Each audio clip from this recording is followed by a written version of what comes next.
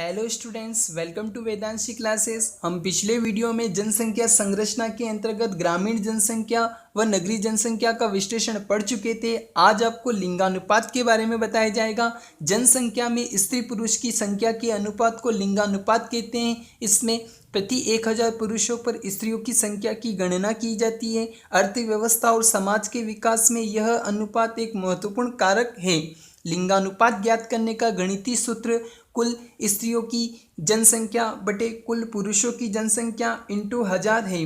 भारत में लिंगानुपात भारत में सन 1901 में 972, सन 1931 में 950 तथा सन 1981 में 934 लिंगानुपात था। सन 1991 में यह अब तक का सबसे न्यूनतम 927 रह गया है, जो कि सारणी से स्पष्ट है। भारत में प्रति 1000 पुरुषों पर स्त्रियों की संख्या क्रमशः कम होती गई। भारत में लिंगानुपात विश्व के औसत लिंगानुपात 984 से बहुत कम है। भारत में लिंगानुपात 20वीं सदी से ही नकारात्मक रहा है। सारणी से स्पष्ट है कि स्वतंत्रता के पूर्व 1901 से 1941 के जनगणना के दौरान लिंगानुपात में निरंतर गिरावट दर्ज हुई है, जो 1971 में घटकर मात्र 930 रह गया।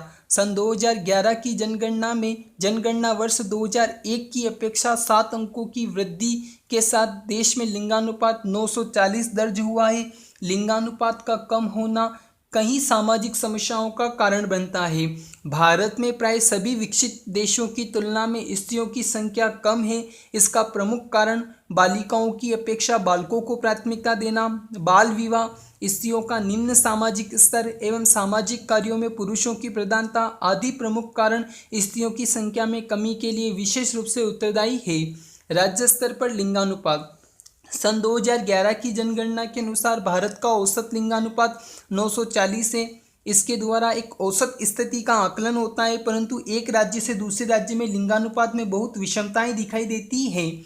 सन 2011 की जनगणना के अनुसार औसत लिंगानुपात 940 को आधार मानकर राज्यों को 2 भागों में विभक्त किया जा सकता है। पहला, राष्ट्रीय औसत से अधिक अर्थात 940 से अधिक लिंगानुपात रखने वाले राज्यों में केरल 1084, तमिलनाडु 995, आंध्र प्रदेश 992 तथा पांडिचेरी 1031, लक्षद्वीप 945 आदि केंद्र शासित प्रदेशों में उच्च लिंगानुपात दर्ज किया गया है। राष्ट्रीय औसत से कम अर्थात 940 से कम लिंगानुपात रखने वाले राज्यों के अंतर्गत हरियाणा 877, जम्मू कश्मीर 883 एवं सिक्किम 889 तथा केंद्र शासित प्रदेशों में दमन एवं दीव 618, दादरा एवं नगर हवेली 775 तथा चंडीगढ़ 818 है। सारणी के विश्लेषण से स्पष्ट होता है कि सन 2001 से सन 2011 की अवधि या दशक में देश के 3 बड़े राज्यों बिहार 3, जम्मू कश्मीर 9 व गुजरात में 2 अंकों के साथ लिंगानुपात में कमी आई है। केंद्र शासित प्रदेशों में दमन व दीव 92, दादरा व नगर हवेली 37 व लक्षद्वीप में 2 अंकों के साथ लिंगानुपात में कमी आई है।